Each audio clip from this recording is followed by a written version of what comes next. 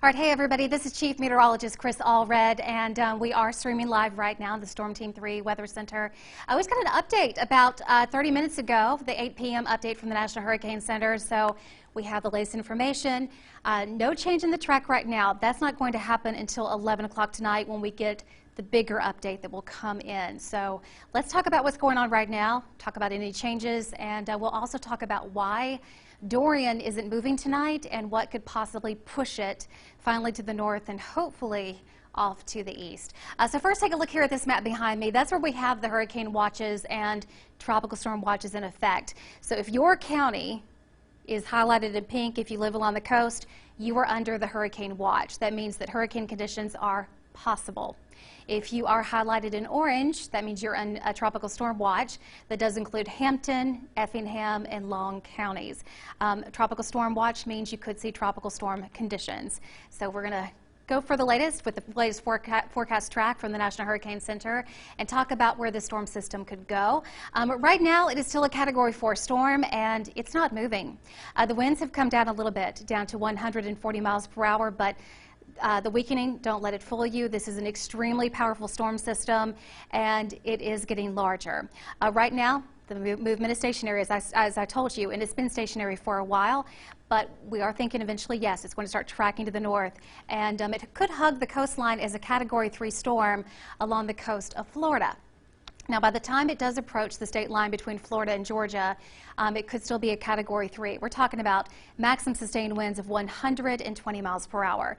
Now, by the time it does track a little bit to the north and moves away from the coastal empire and low country, it could be a Category 2, but there's not much of a difference there. Just 10 miles per hour with it dropping to 110 miles per hour.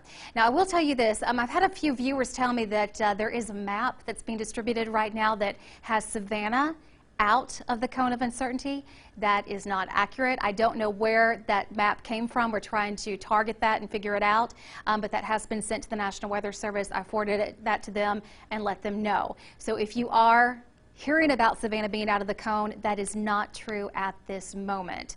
So let's look at the latest weather model plots because they are pretty consistent at first. They want to take the storm system to the north, but the question is how far to the west and how far to the east is it going to be? Because today, Dorian over the last several hours hasn't moved much. So the eye of the storm system was supposed to be farther to the west than what it is right now, and that is going to play a big part on the latest model run on exactly when's the storm going to track to the north and how far offshore will it stay.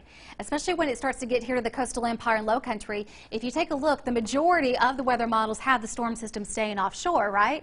And then we have one model that has it coming right close to Savannah and possibly making landfall toward Charleston, which would be a similar path to what we had with Hurricane Matthew. So we still have different scenarios of what we could see and potentially what could happen. So now is not the time to let your guard down. We still have a long way to go. Let's look at the water vapor imagery too. So look at this. You have Dorian spinning down there, Grand Bahama Island, and then up here to the north, you see the bright orange red color that's moving towards Savannah. That's the trough that we have been talking about for days and about how it could influence where Dorian is going to go.